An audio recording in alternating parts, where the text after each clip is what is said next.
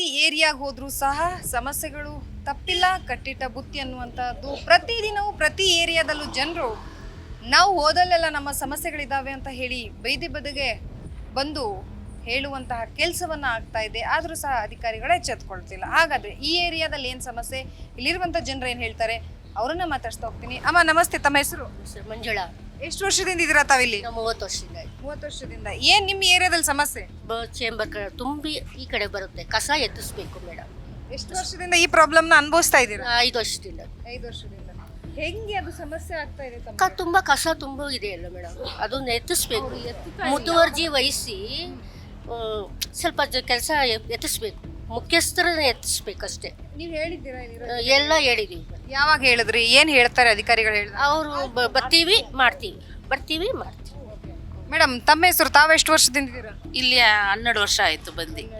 ಏನ್ ನಿಮ್ ಸಮಸ್ಯೆ? ಇದೆ ಸೇಮು. ಮನೆ ತುಂಬ್ಕೊಳುತ್ತೆ, ಚೇಂಬರ್ ಕ್ಲೀನ್ ಮಾಡಲ್ಲ. ಅಲ್ಲಿ ನೋಡ್ರಿ ಕಸ ಹಂಗೆ ಇರುತ್ತೆ, ಸೊಳ್ಳೆಗಳು ಈ ಪಾಟಿ ಇರುತ್ತೆ. ಹೇಳಿದ್ರೆ ಕೇರ್ ಮಾಡೋಲ್ಲ ಅಷ್ಟೇ, ಅವ್ರ ಪಾಡ್ಗೋ ಅವ್ರು ಹೋಗ್ತಾರೆ ಅಷ್ಟೇ, ಬೇರೆ ಏನೂ ಇಲ್ಲ. ಮನೇಲಿ ಕಕ್ಕಸ್ ನೀರೇ ಬರೋದು, ಬೇರೆ ಏನಿಲ್ಲ. ತಾವ್ ಹೇಳಿದ್ರಿ ಮನೆಯಲ್ಲಿ ಕಕ್ಕಸ್ ನೀರ್ ಬರುತ್ತೆ ಅಂತ ಹೇಳಿ. ಚೇಂಬರ್ದು ಎಲ್ಲ ಓಡ್ಕೊಂಬರೋದು, ಫುಲ್ ಬರುತ್ತೆ ಚೇಂಬರ್ದು. ಈಗ ಮಕ್ಳಿರ್ತವೆ ಮನೇಲಿ, ತಾವುಗಳಿರ್ತೀರಾ, ಹೆಣ್ಮಕ್ಳಿಗೆ ಸಮಸ್ಯೆಗಳಿರ್ತವೆ, ಹೆಲ್ತ್ ಮೇಲೆ ಇಂಪ್ಯಾಕ್ಟ್ ಆಗುತ್ತೆ. ಈಗ ಚೇಂಬರ್ ನೀರು ಮನೇಲಿ ಬರೋದ್ರಿಂದ ನಿಮ್ಗೆ ಆರೋಗ್ಯದ ಮೇಲೆ ಏನೆಲ್ಲ ಪ್ರಾಬ್ಲಮ್ಗಳಾಗ್ತಿದೆ? ಹೌದು ಆಗ್ತೈತೆ. ಮೈ ಹುಷಾರಿಲ್ಲ, ಒಂದು ಆವತ್ತು ನೀರು ಬಂದಿದ್ದರಿಂದ ಮೈ ಹುಷಾರಿಲ್ಲ. ಅದು ವಾಸನೆ ಅಲ್ವಾ ನಮ್ಗೆ ಇಡ್ತಾರೆ. ಅಲ್ಲಿ ಚೇಂಬರ್ ಕ್ಲೀನ್ ಮಾಡಿಬಿಟ್ರೆ ಹೋಗುತ್ತೆ, ಅವ್ರು ಮಾಡ್ತಾ ಇಲ್ಲ ಅಷ್ಟೇ ಇಲ್ಲಿ ಪ್ರಾಬ್ಲಮ್. ಅದೇ ಎಲ್ಲ ಎರಡು ಸೇರಿ ಒಳಗಡೆ ಬರುತ್ತೆ.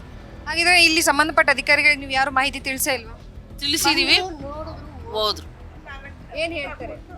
ಮಾಡೋಣ, ಮಾಡ್ತೀವಿ. ಈಗ ಮಳೆ ಬಂದ್ರೆ ತಾವೇನ್ ಪ್ರಾಬ್ಲಮ್ಸ್ನ ಅನುಭವಿಸ್ತೀರಾ?